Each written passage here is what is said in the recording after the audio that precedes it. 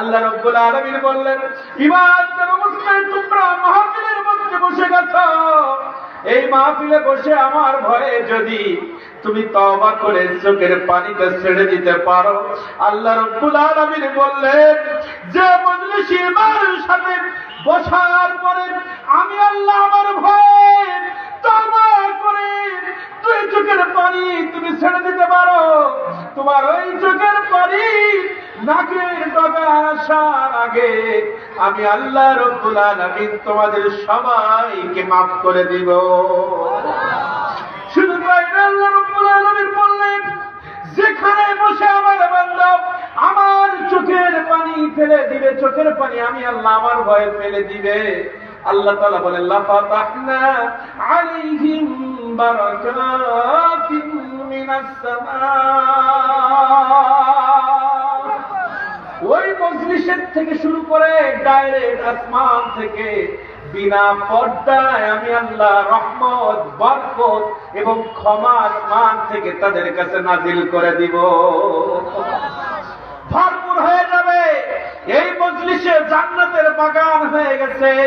আল্লাহ তাআলা বললেন যদি একটু চোখের পানি বাবা তোমরা ছেড়ে দাও, আমার বান্দা ডাইরেক্ট আসমান থেকে ওই মজলিসের মধ্যে আমি রহমত নাজিল করে দিব।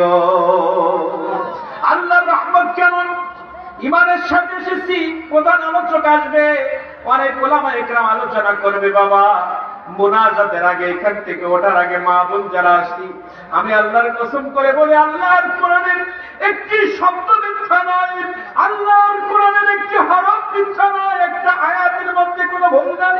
পৃথিবীর মধ্যে কোন রাইটার, কোন লেখক বলতে পারে না আমার এই লেখার মধ্যে ভুল নাই, চ্যালেঞ্জ করতে পারে নাই।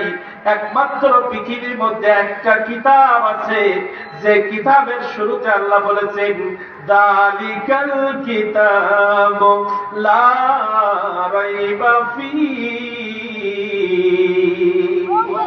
আমার কোরআনের মধ্যে একটা হরফের মধ্যে ভুল নাই, আয়াতের মধ্যে ভুল নাই। সেই কোরআন মাজিদের মধ্যে আল্লাহ বলেন ঈমানের সাথে আমার ভয়ে চোখের পানি ছেড়ে দিয়ে তওবা করে যদি আমার বান্দা তওবা করে নিতে পারে, ওই মুহূর্তে আমি তার বিগত জীবনের সব গুনাহ মাফ করে নিষ্পাপ বানায় তাকে বাড়ি পাঠায় দিব। আল্লাহ রাব্বুল আলামিনের ক্ষমা আমরা চাই কি চাই না? একটু চোখের পানি ছেড়ে দেওয়ার চেষ্টা করেন বাবা। আল্লাহ রাব্বুল আলামিন বললেন যদি